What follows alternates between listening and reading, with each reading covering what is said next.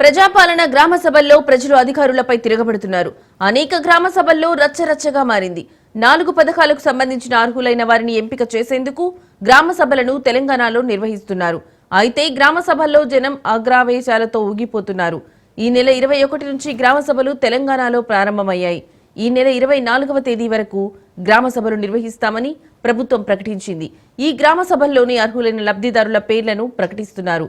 అయితే తమ పేర్లు లేకపోవడాన్ని గుర్తించిన ప్రజలు అనర్హులకు పథకాలను ఇస్తున్నారని, వారి సొంత పార్టీ వారికే సంక్షేమ పథకాలు దక్కేలా ప్రభుత్వం ప్రయత్నిస్తోందని ఆరోపణలు వినిపిస్తున్నాయి.